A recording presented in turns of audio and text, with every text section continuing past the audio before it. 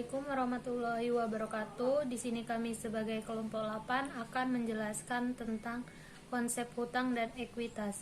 Yang pertama, pengertian hutang. Hutang atau kewajiban adalah pengorbanan ekonomi yang harus dilakukan perusahaan di masa mendatang karena tindakan atau transaksi sebelumnya. Pengorbanan ekonomi dapat berbentuk penyerahan uang, aktiva, lain-lain, jasa-jasa, atau dilakukannya pekerjaan tertentu. Tindakan transaksi itu dapat berupa diterimanya uang, barang, atau jasa, dilakukannya suatu biaya atau kerugian.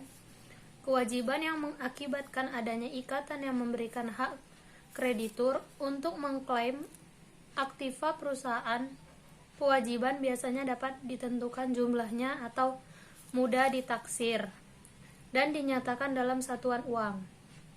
Berdasarkan definisi yang telah dikemukakan di atas, hutang atau kewajiban adalah suatu pengorbanan ekonomi yang dilakukan perusahaan di masa yang akan datang yang timbul dari aktivitas transaksi sebelumnya. Pengorbanan tersebut dapat berupa penyerahan uang, barang atau jasa yang diakui sebagai biaya atau kerugian. Selanjutnya ada klasifikasi hutang. 1. Hutang lancar. Hutang lancar adalah kewajiban yang akan jatuh tempo dalam 1 tahun atau selama siklus kegiatan normal perusahaan.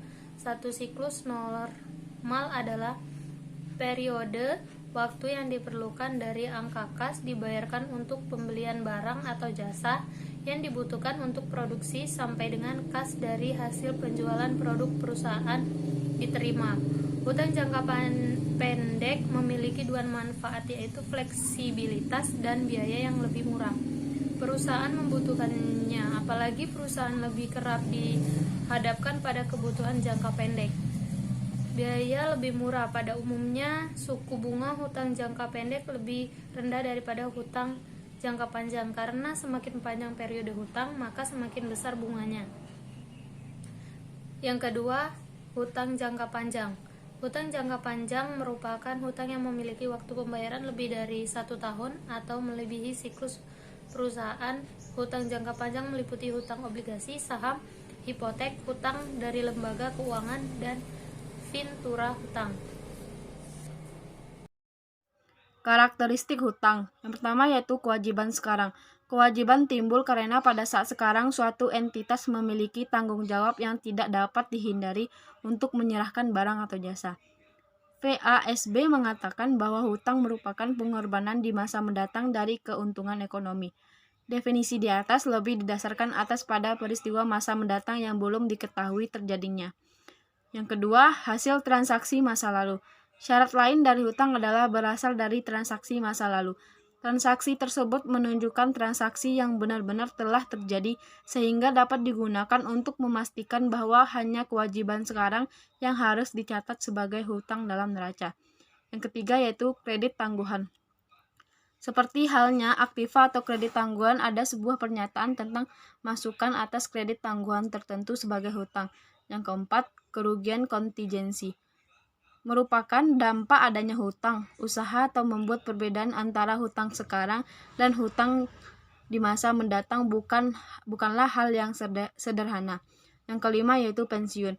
Pensiun merupakan salah satu contoh atas peristiwa masa lalu. Dalam program pensiun, perusahaan berjanji untuk memberikan dana pensiun bagi karyawan yang telah memasuki masa akhir jabatan.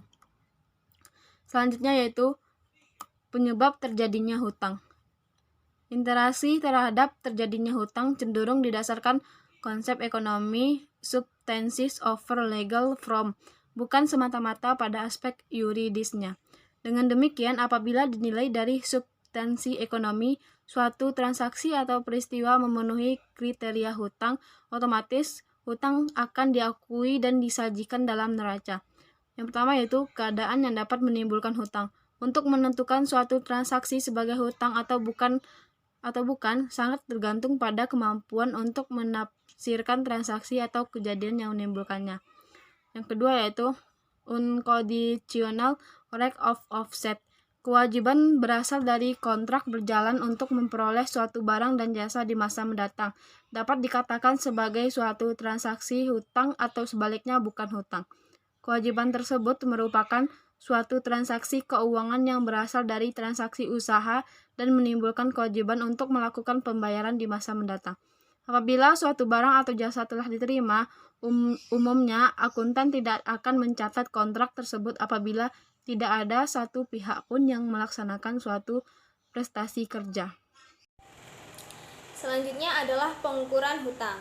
Ketika hutang didefinisikan, ada suatu kebutuhan untuk menjelaskan secara spesifik tentang hal-hal tertentu. Interpretasi ini merupakan aturan yang kita gunakan di dalam mengidentifikasi atau mengakui hutang-hutang tertentu. Aturan ini didasarkan pada kriteria tertentu seperti halnya telah dijelaskan pada bahasan terdahulu pada aktiva. Berikut kriteria pengakuan terhadap hutang. Yang pertama ada wesel bayar dengan tingkat bunga di bawah tingkat buang pasar. Yang kedua ada hutang obligasi. Yang ketiga ada obligasi konversi. Yang keempat ada hutang dengan waran saham. Yang kelima ada redeemable preferred stock dan other hybrid securities. Yang keenam ada sekuritasi. Yang ketujuh ada kriteria aset yang dapat disekuritisasi. Selanjutnya ada penyelesaian hutang. Penyelesaian kewajiban masa kini biasanya melibatkan perusahaan untuk mengorbankan sumber daya yang memiliki manfaat masa depan demi untuk memenuhi tuntutan pihak lain. Penyelesaian kewajiban yang ada sekarang dapat dilakukan dengan berbagai cara, misalnya dengan pembayaran kas, penyerahan aktiva, pemberian jasa, penggantian kewajiban tersebut dengan kewajiban yang lain, atau konversi kewajiban menjadi ekuitas. Konsep ekuitas. Ekuitas merupakan bagian dari aset perusahaan yang dimiliki oleh pemegang saham atau pihak ketiga. Pemilik dapat meningkatkan bagian kepemilikan dengan menginvestasikan dana kepada perusahaan atau mengurangi ekuitas dengan menarik dana perusahaan. Demikian pula, pendapatan meningkatkan sisi ekuitas, sementara beban-beban merupakan ekuitas beberapa akun. Ekuitas umum seperti modal pemilik, penarikan pemilik, laba ditahan, saham biasa, dan modal disetor. Menurut Lubis, ekuitas pemilik adalah hak pemegang saham atau suatu aktiva yang tersisa dalam perusahaan. Definisi ini cenderung menganut teori kepemilikan. Menurut APB, Statement nomor 4, ekuitas pemilik adalah kelebihan aktiva perusahaan di atas kewajiban. Sedangkan menurut Baritwan, ekuitas adalah hak pemilik sisa dalam aktiva suatu badan usaha yang tersisa sesudah dikurangi utang. Jadi dapat disimpulkan bahwa ekuitas pemilik adalah hak dari pemilik atas aktiva yang tersisa dan perusahaan. Ekuitas adalah tingkat residual aktiva dari suatu entitas yang tersisa setelah pengurangan hutang-hutang. Pada perusahaan bisnis, ekuitas adalah tingkat kepemilikan. Dari definisi tersebut dapat dikatakan bahwa dua karakteristik ekuitas adalah sebagai berikut. Yang pertama, ekuitas sama dengan aktiva neto, yaitu selisih antara aktiva perusahaan dengan hutang perusahaan.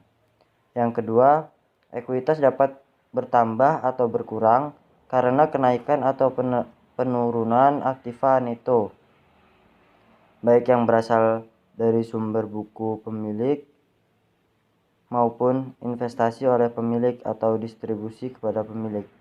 Sekian presentasi dari kami. Saya akhiri, wabillahi taufiq wal hidayah. Wassalamualaikum warahmatullahi wabarakatuh.